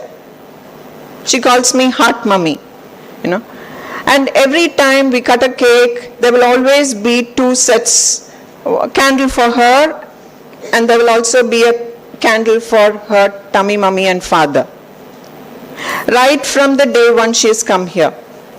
So what I'm trying here to say through my story is that, be ready to accept the change, and when you make the change, it is the choice that you have made. Accept the choice which you have made, and when you look back, do not regret the choice that you've made. And that is something that you have to know. Regrets are okay, but later on, embrace that.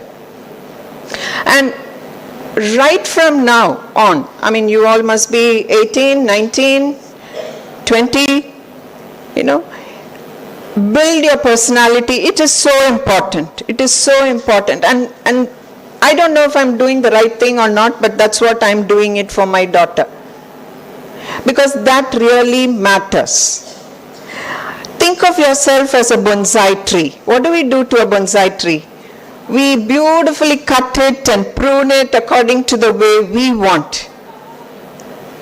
So don't allow someone else to prune you according to the way they want. Prune yourself, trim yourself according to the way you want to get on in life. That's the choices which you have made. And before I end, I just want to tell something which I always tell my clients who are sitting in front of me. You say that you're not emotionally well, but all I see is resilience. You're allowed to feel messed up inside out. It does not mean you're defective. It just shows that you are human. So it's absolutely okay to feel sad, it's absolutely okay to cry. This shows that you are all human. Happy Women's Day. Thank you.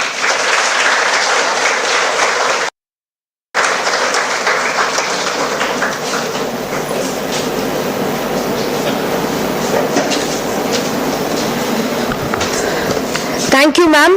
You made us understand the importance of balance in life, how to balance work and passion, how to balance between comfort and stress, and how to shape our own personality and life. Thank you, ma'am. Now I call upon Harini from CSE department to tell us more about our next guest.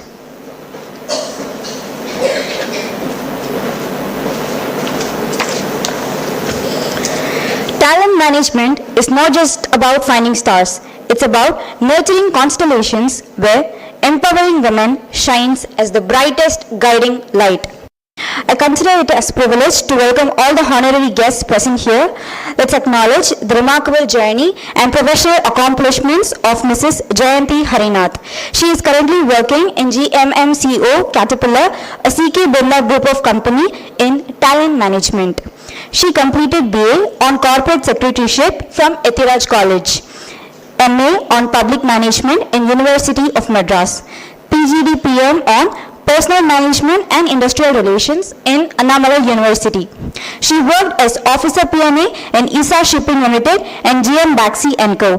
and did Head Performance Management in Polaris Software Lab and Talent Management in Vasan Healthcare Private Limited. She has extensive skills and hands-on experience on manpower planning, policy formulations and performance management system.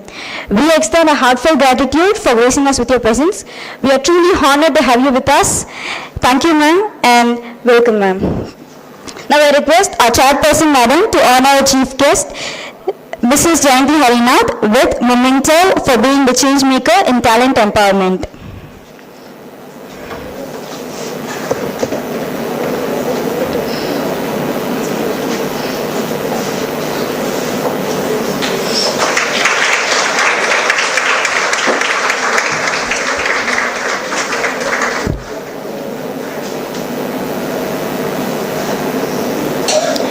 Now I request Mrs. Janti Harinath to share a few words with the gathering.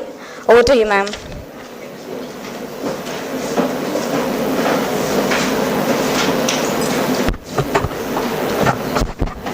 Good day all. Thank you, ma'am. Thank you, ma'am, for giving me this opportunity. It's a wonderful occasion, and I think nothing more befitting than being in the presence of the future leaders of great corporates, future political leaders, future entrepreneurs, and future great homemakers. And Women's Day is the right befitting day to be amidst you all. I am very privileged to have, and thank you once again, ma'am, for giving me this opportunity. I just wanted to just quickly, do a little bit of rephrasing that, inspiring and inclusion. Let's rephrase it like looking forward for inspiration and being included. Let's read that way and see how it works. So, being inspired, who should inspire us? Whom are we looking forward to inspire us? Women. Don't we see that women are there in all spaces? Which domain now women are not in? Okay? Is it only the common domain of IT systems? Medicine as well? No. There is so much of space available for women. I'm coming from an engineering industry. Okay, I had worked with manufacturing sector. I've seen women there. I'm seeing women there. I'm working in an organization now which is into automotive machinery segment. Okay, I'm sure you would have seen Caterpillar Instruments, earth movers, off the road, GCI machines and backhoe loaders. Do you know, women are there as operators of such huge machines. Women are there, part of Caterpillar production unit. Women are there in mining sector. Have you seen women in mining sector? you'll be wondering, is it possible? Is that a space for women? No, there are women. And you know, women from tribal locations, tribal areas are operating such huge machines. It's very difficult to operate huge machines. Women are there. Big aircrafts. My first flight was in a flight which was on a Women's Day, memorably the coincidence. It was piloted by a woman, okay, and the entire crew was women. Thank God they gave space for passengers, men passengers as well. Okay, so such a proud moment here. Whom are we looking for inspiration? It's our own selves, our own community. Our own community is there to inspire us. In all different fields, in all the arenas of life, women are there. So where are we looking for inspiration? Inspiration comes from our own self. Okay? Let me go to the second part. Inclusion. Okay. So inclusion, what do we mean by inclusion? Being there on the board, being there as part of an organization, being there in the leadership forum. Is it just being there? Okay. What is more important is really being included, which means our voice is heard, our views are considered, our points are taken.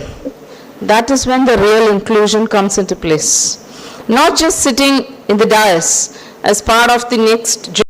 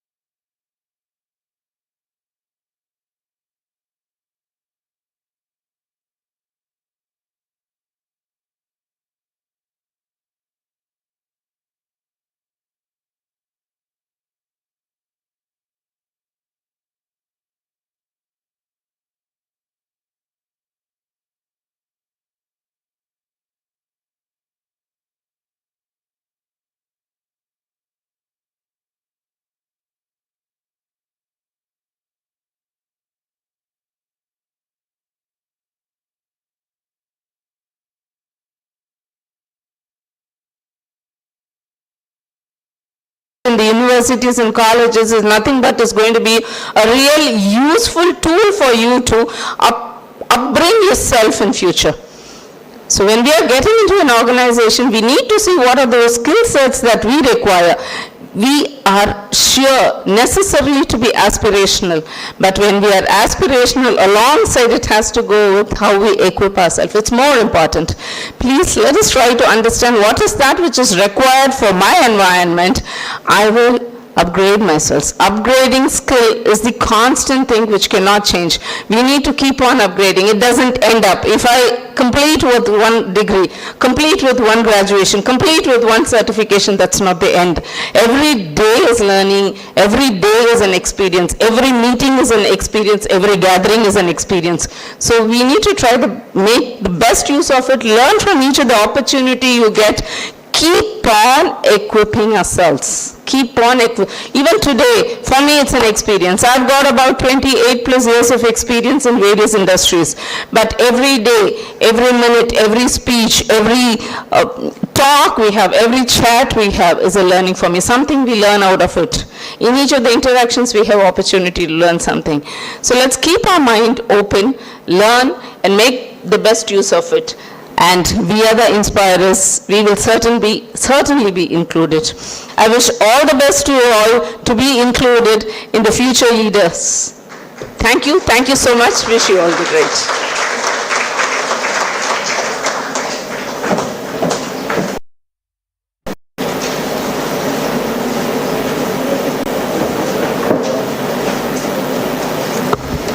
Thank you so much, ma'am. You redefined what it means to include women and how to be inspired by them. Thanks. Now I invite Akila from AIML department to introduce our next guest.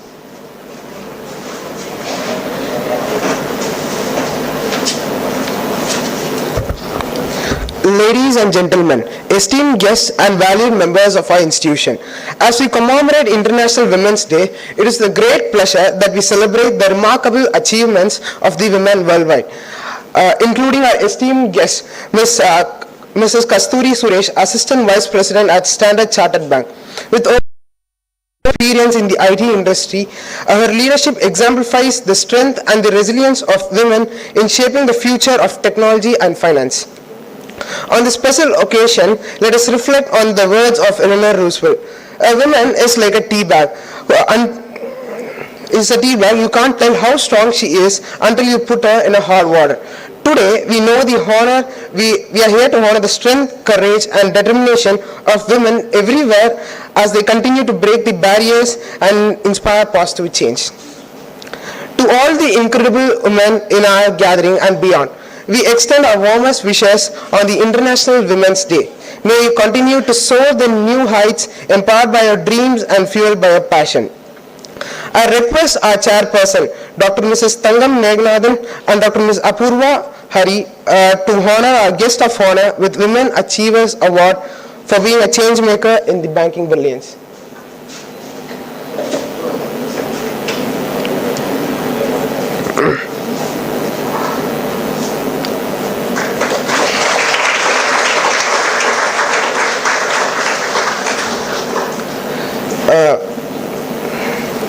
We are deeply honored by your presence among us, madam.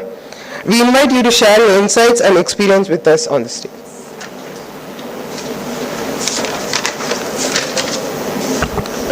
Good morning, everyone. A very happy to you. Okay, so as you know, I'm from Standard Chartered Bank and I'm in the IT industry for the last 30 years. You may be wondering how I survived for the last 30 years. It's not that easy. It's quite tough as well. And as you know, as ma'am said, we have to keep learning to survive in this industry. So it's quite tough. But I'm very passionate about technology. That helped me to survive in this industry for a very long time. And this is one lesson for you. If you want to be in this industry for a very long time, and you have to keep learning, right? At this age, I'm still doing certification. So, right? So every time, a new technology comes in, and we've been asked to equip ourselves and keep learning and share our knowledge. Okay? So I also graduated from RIT. That it is Regional Engineering College, Trichy. Now it is called NIT. But I'm so associated with this RIT, and my niece also studied from RIT, Chennai. So when she said, RIT is the #1 college, I thought she is referring to my college. I said, where is it? Show me. Then she said, RIT, #1 college in Chennai. Okay. So that's how I got to know about this college, because we were so busy with our other work, and that's how I got to know. And she graduated from RIT, your engineering college. So I'm so proud to be here, and I'm very honored, ma'am, for the invitation. In fact, I wanted to bring my niece today so that she'll also be proud about this moment. So that's the thing. And I just quickly share my experience in this industry, because I think, whatever that I wanted to say, I'm sure I've already noticed that ma'am has already shared many things which is quite useful for you to follow. And how I was able to come into this industry is not of my own choice. My family situation pushed me to get into a job. So half-mindedly I get into engineering college because I was eligible for becoming a doctor at that time. So my marks were good. So I got admission into, I got an invitation to join a MBBS course as well as an engineering course. So my teachers, guided me to take up engineering. So I took up engineering. And the reason, if you ask me why I did not take MBBS, you will laugh. I was afraid of cockroach. That's the only reason I did not take MBBS course. Okay, because that time we have to, do all the experiments using the cockroach, right? Live cockroach. So I was very afraid. So I said, that's not my cup of tea. I don't want to get into that line. So that's how I started my career. I graduated engineering from NIT Trichy, and then I moved on to the field. And when I first get into the job also, right, it was quite, at that time, we did not have Google so famous like now, right? Nowadays, anything you want to know, you just go Google it, you will get the answer. Even a complex problem, a syntax error, that I'm doing some coding, I get a syntax error, you just go Google it, you will get it. But those days, we didn't have that luxury. So we'll have to go to the library, read. So that's how we gained our knowledge. We used to go to the library, read all the books, understand how it works, and we used to apply that. Okay, that's how we all worked. So when I started the first job, it was very difficult for me because I could not understand anything. Like whatever I studied in the college, that's not the experiment that I'm doing in the workplace, right? Workplace is completely a different project. You will have to provide the solution. You have to understand the requirement. So that's how I found out very difficult. But my eye-opener was my technical lead, Lalita. I don't know where she is now. She must be in a big company in the US, I think. And she guided me in the right direction. She said, you don't lose hope. You just do the program, just one simple program, you will get the confidence. So I did the first program by reading a book from the library, and it gave the result that I expected. I became very confident. Once I know, yes, I can also write programs, I became very confident. So confidence is very, very important in your life, okay? Don't lose hope when something is not working as you expected. So you'll have to keep working on it. It also took me a few months to deliver my first program. So it was that difficult. And once I got that first program out, I was so confident, and then I went on and on to deliver more complex projects without anyone's support. I kept, delivering good projects, and a lot of challenges I faced, but I never gave up. I always, I don't face any fear. I can go to any level of senior people, talk to them, get their recommend, and transfer that into a technical solution. So that kind of confidence I got. So this 30 years I worked in all major banks, Bank of America, Citibank, Deutsche Bank, UBS, you name any bank, I worked in that bank. Okay, so finally I came to Standard Chartered Bank. Just I think one or two left that I have to, step into those companies. But, because I'm too old now, I don't know whether this industry is still, ready to accept me. But I'm just hoping that, I'll be able to share my experience and learn from those group as well. So keep learning, invest your time in learning. That's very, very important. And being a woman, right, you have to play multitasking role, right? Always, you're going to be a, who knows, you're going to be a trainer or mom or a wife or, a mentor, or a project leader or technical lead. You'll always play a multiple role, right? So you need to be ready for that, and never give up any solution. Like don't count your faults. Okay, always be ready to stand up again. That's how I came. Like when I got married, or when I got children, when I delivered babies. It was so hard because I need to be in the office. I was a technical leader at Citibank at that time. It was very, very tough. But how I managed, I hired nannies, I hired servants to take care of my other needs so that, I can survive in this industry. And if you keep yourself away from this industry, it's very difficult to come back. And, so don't give any gap if you want to be in this industry. Right? But if you're okay, yes, I want to try something else, right? I want to be an entrepreneur or I want to be in some other industry, well and good. But if you're going to be in this engineering or technology, it's very, very competent. Okay, those are days like now we have more supply, right? So it's very, very competitive. They can talk about data science, artificial intelligence now. There are so many certification programs have come. So everyone, no matter, they don't need to be a part of computer science. I can see that a mechanical engineering guy doing AI now, a civil engineering guy doing data science now, right? So you have to be more competent, understand. Whatever you learn, don't learn for the purpose of getting a job, right? You have to understand and learn it. Then you can, be a good leader in the industry. So, and there are a few other things I want to say is like, you always feel that you are unique.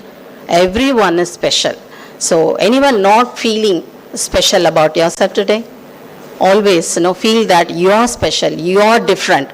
There could be some qualities common among ourselves, but everyone is special, right? You have different strength from the other person.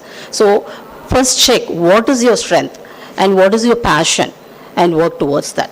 So you want to be a leader or you want to be an entrepreneur, you choose your path, career path, and it could change on the way, right, due to different reasons. You may change your path. That's okay, fine.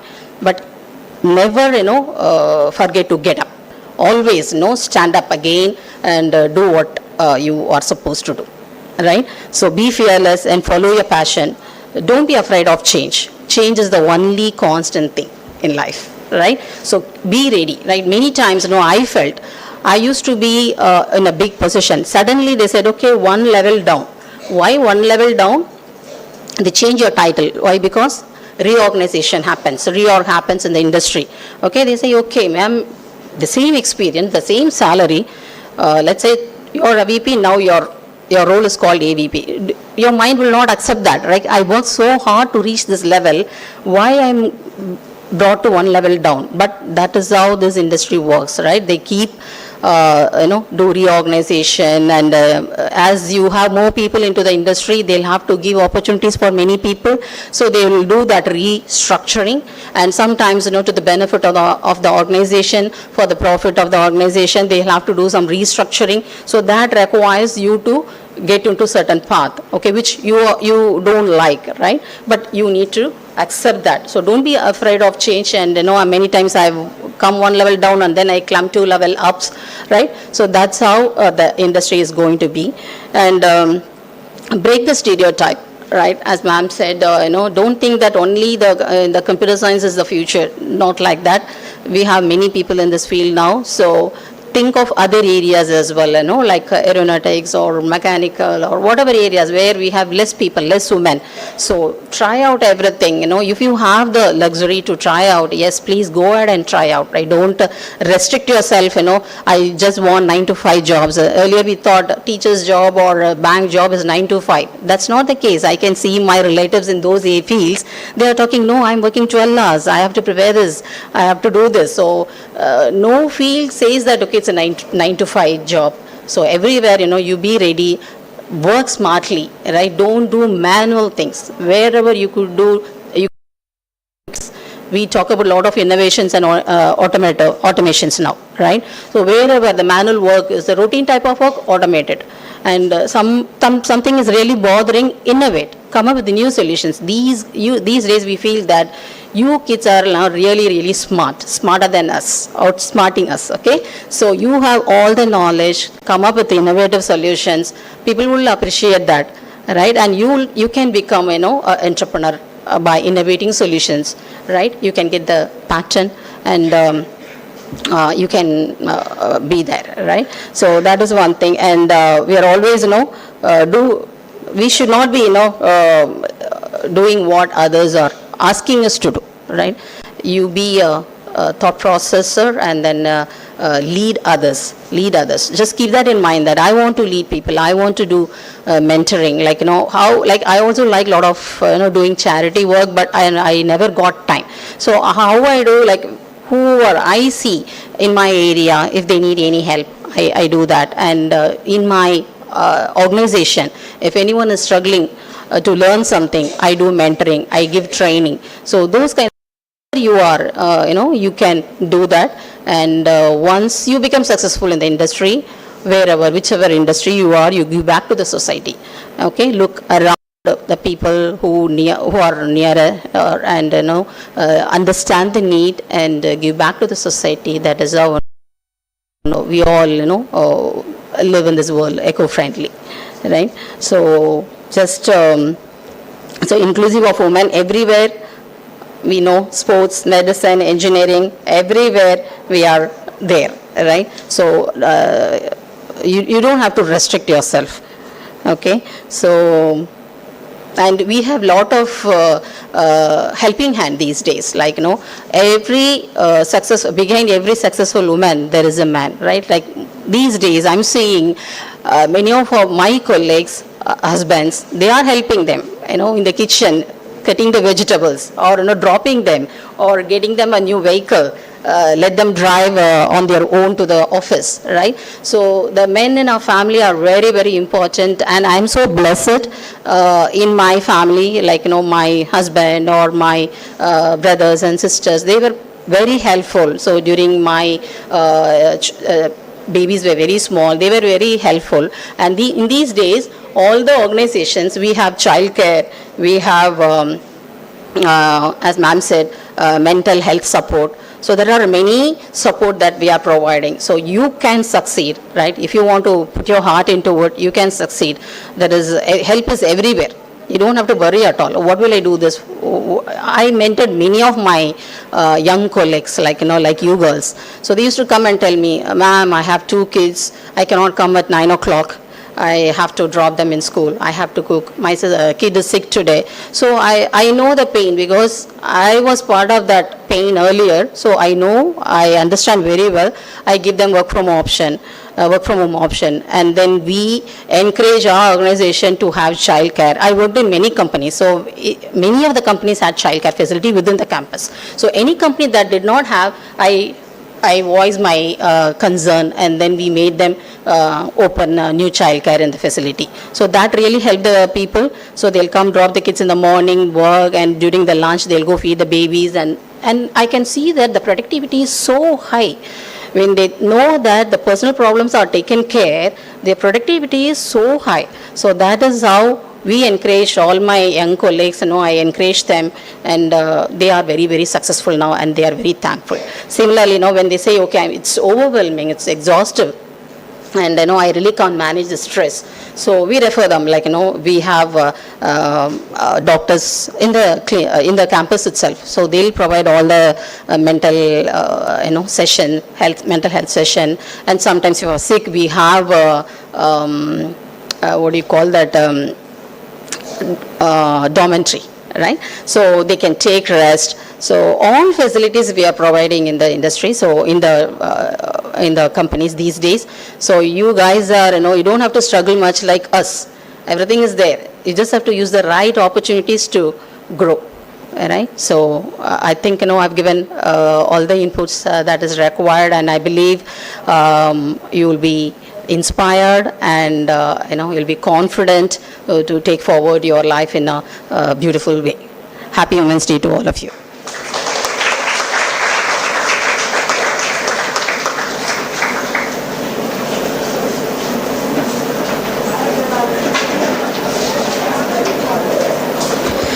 Thank you so much, ma'am. You made us understand the importance of lifelong learning, hard work, and confidence to thrive in the workplace. Thank you. I now call upon Dravida Nilavu from CSE department to introduce our final guest.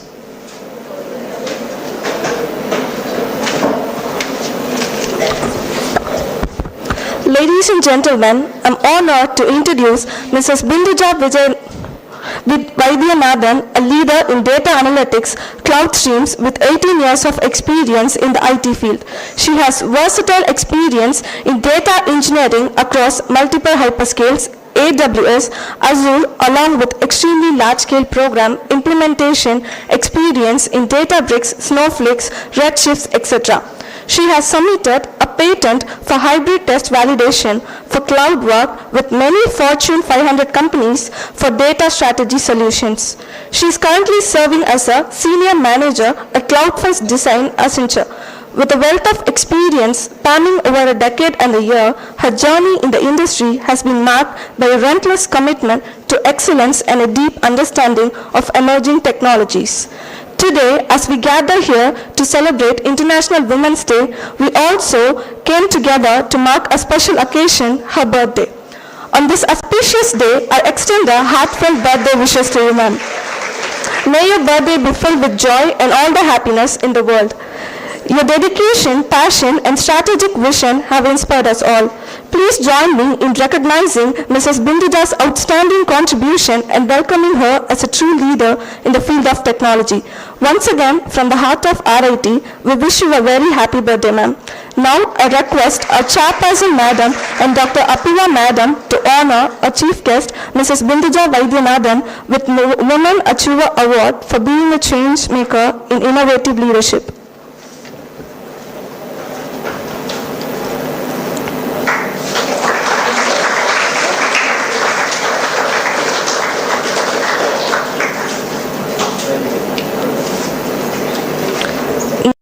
Invite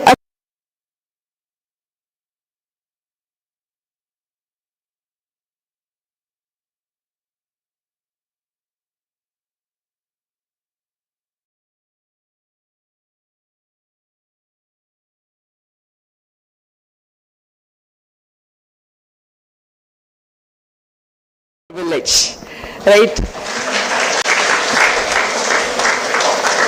She then went on to become a headmistress. She's no more, but I still remember her and all her teachings. Right, I want to actually give two things that you have to, wonderful women have given a lot of knowledge to you. I just want to keep it very short. Two things that you have to keep in mind is, don't allow others to decide what you want to do. You have to know what you want to achieve in life. That learning might come over a period of time. You want to get married, you want to have child, it should be your decision alone. Make that conscious decision, stand by it.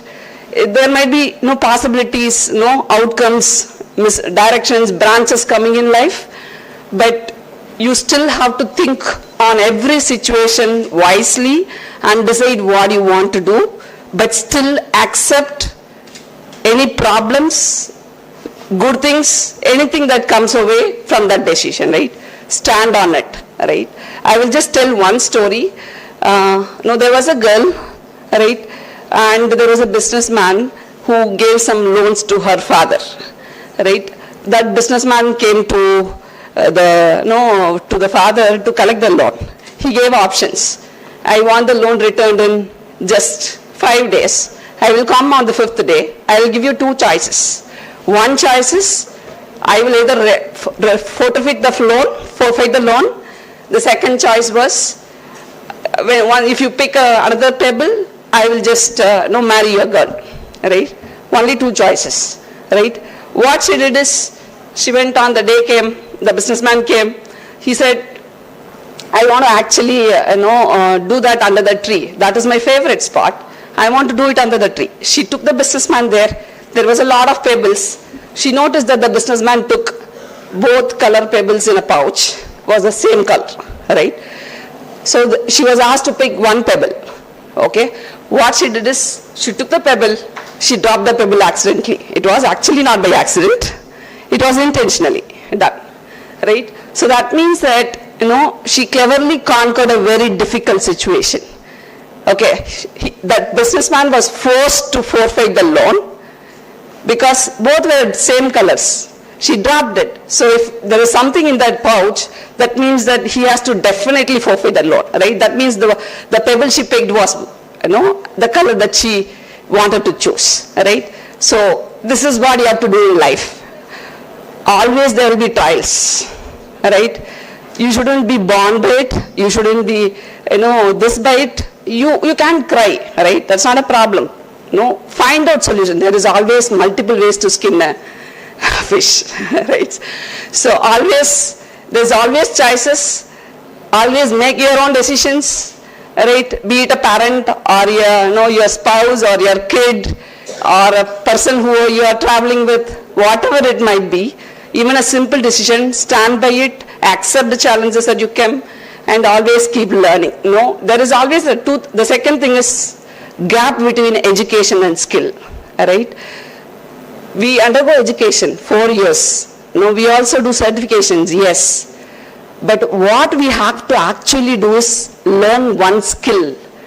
It can be very good in English. You can be very good in analytical. It is important to learn a skill. Understand what skill is and what learning is, right? You pick up one skill, learn it in detail. I was actually a developer.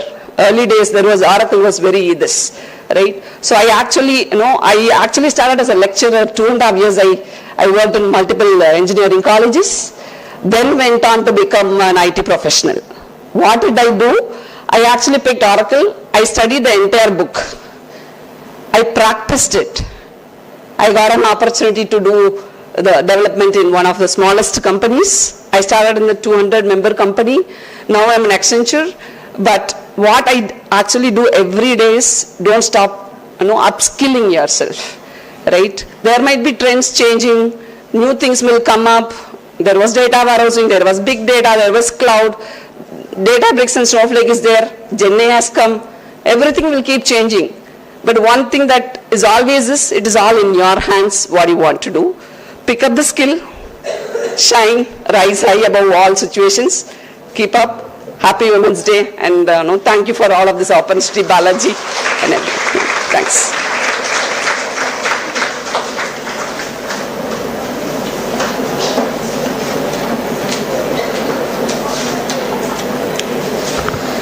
Thank you, ma'am. You gave us invaluable lessons on how to be independent and how to stand up for ourselves. I now request our guests to stand for a photo session so that we can capture this treasured moment.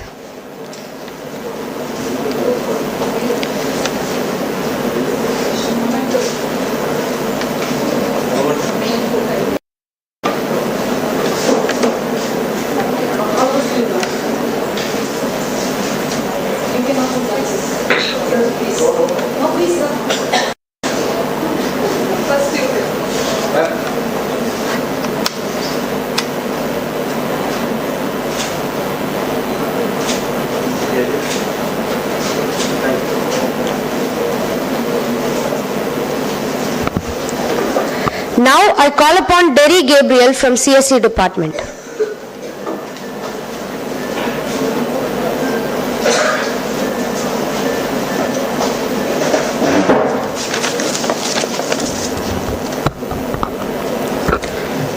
Where there is a woman, there is a magic.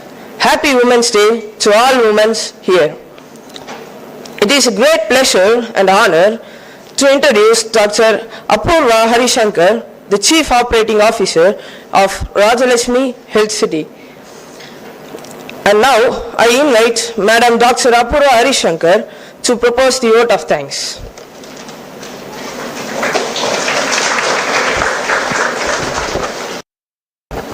Good afternoon, everyone. It is my pleasure to propose the vote of thanks as not just today's program, but as Women's Empowerment Week here at RIT comes to a close. I am truly grateful to each and every one who has contributed and continues to contribute to making RIT a place where women are respected and appreciated always. I would like to thank our chairperson, Dr. Thangam Meghanadan, who is a shining example of an empowered woman who empowers other women. Her support and guidance is invaluable to all of us. I would like to extend my heartfelt gratitude to our guests, Ms. Akila, Ms. Janti, Ms. Casturi, Ms. Bindu and Dr. Sujata for making the time to come here and share their stories candidly and no doubt inspires. We truly appreciate you being here with us today. I was so glad when I was told that the staff and students would like to dedicate a collage to their male colleagues to thank them for a great working environment. And I am proud that the women here at RIT feel safe and feel seen. Thank you to the principal and all the staff at RIT and everyone whose efforts have made this Women's Week possible. And also it is you who truly embody the essence of celebrating women and are setting a great example for your students. Thank you to the support staff for the backbone of everything we do over here. And thank you students for inspiring us to reach higher and do better every day. I hope you had an inspiring week. Thank you all.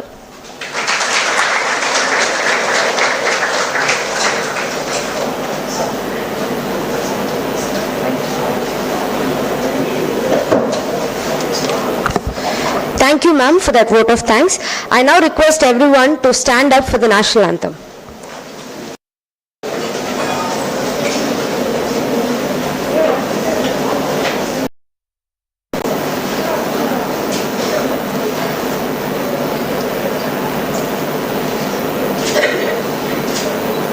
Jana Gana मन अधिनायक जय हे भारत भाग्य विधाता पंजाब सिंध गुजरात मराठा द्राविड़ उत्कल गंगा विंध्य हिमाचल यमुना गंगा उच्चल जलधि तरंगा तव शुभ नामे जागे तव शुभ आशीष मांगे गाहे तव जय गाथा जन गण मंगल दायक जय हे भारत भाग्य विधाता जय हे जय हे जय हे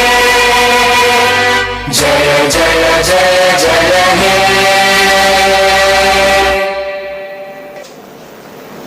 Thank you. I request the students to be seated.